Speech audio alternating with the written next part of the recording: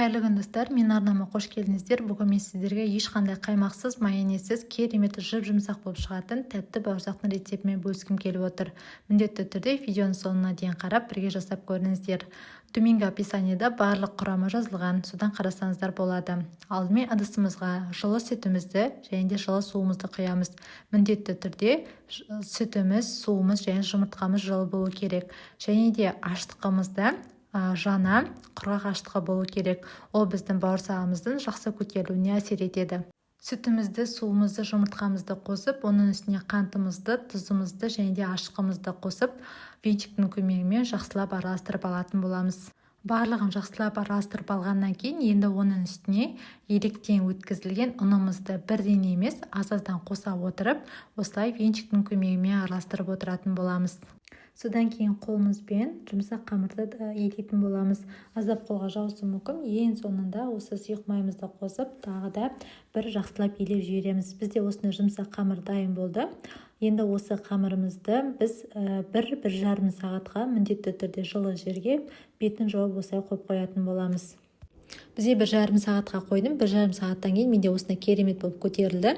Енді қолымызды майлап немесе ұнды қосып, осылай бір басып енді жайып алатын боламыз.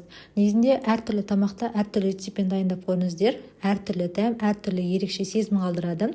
Менде осы бауырсақты ешқандай қаймақсыз, майонезсіз дайындап көргім келді. Маған өте қатты керемет ұнады.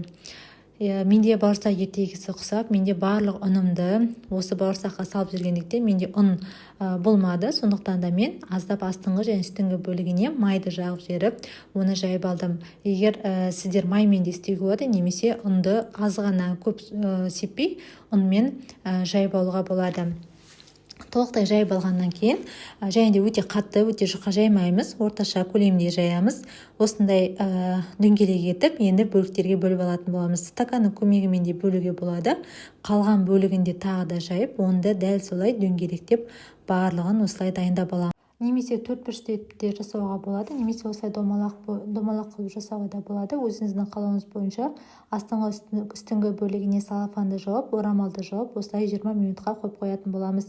Бізде керемет болып, міне бауырсақтарымыз көтерілді.